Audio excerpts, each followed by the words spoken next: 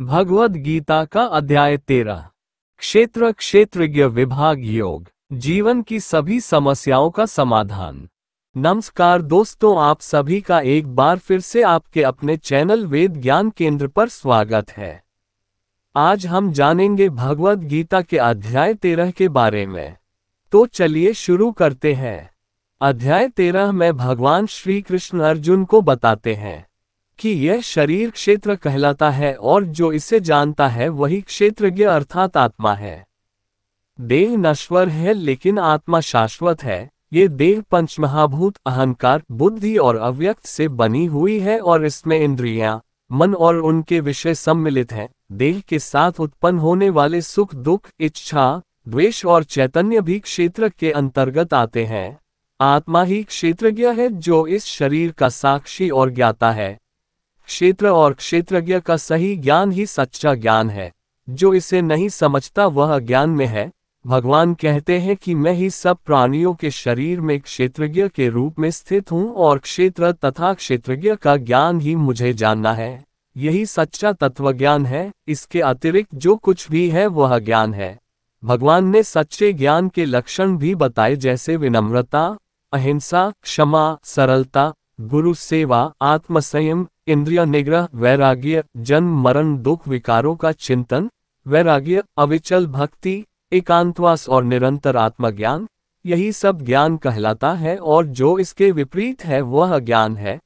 इसके बाद भगवान परमात्मा का स्वरूप बताते हैं कि परमात्मा अनादि है, उन्हें न जन्म है न मृत्यु, वे गुणों से परे हैं, सबके भीतर स्थित है लेकिन उनसे परे भी हैं। वे ही सबका पालन करने वाले और रक्षक हैं।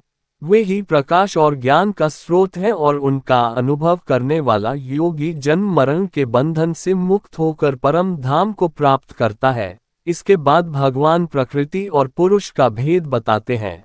प्रकृति को जगत की कारणभूत शक्ति कहा गया है, जो सत्व, रज और तम गुणों से युक्त है। पुरुष अर्थात आत्मा शाश्वत है। जब पुरुष प्रकृति से जुड़ता है तो जन्म मरण और सुख दुख का अनुभव करता है। पुरुष का प्रकृति से आसक्ति ही संसार में बंधन का कारण है, लेकिन जो आत्मा और परमात्मा के भेद को जान लेता है वह मुक्त हो जाता है। जो व्यक्ति सच्चे विवेक से देखता है कि सब क्रियाएं प्रकृति के गुणों द्वारा संपन्न होती हैं और आत्मा मात्र साक्षी है, वही तत्वज्ञानी है। ऐसा ज्ञानी देखता है कि परमात्मा सब प्राणियों में समान रूप से स्थित है, चाहे वे महान हो या तुच्छ। ज्ञानी यह समझता है कि आत्मा न जन्म लेती है न मरती है, यह शाश्वत और अविनाशी है। वह न काटी जा सकती है, न जलाई जा सकती है, न गीली की जा सकती है, न सुखा जा सकती है। ऐसा ज्ञान पाने वाला पुरुष मोह, द्वेष और आसक्ति से मुक्त होकर संभाव में स्थित हो जाता है। वह मित्र और शत्रु में समान दृष्टि रखता है, सुख दुख में संभाव रखता है और सभी प्राणियों में परमात्मा का ही दर्शन करता है। इस प्रकार जो व्यक्ति क्षेत्र और क्षेत्रज्ञ का भेद समझ लेता है वह वास्तव में तत्वदर्शी है।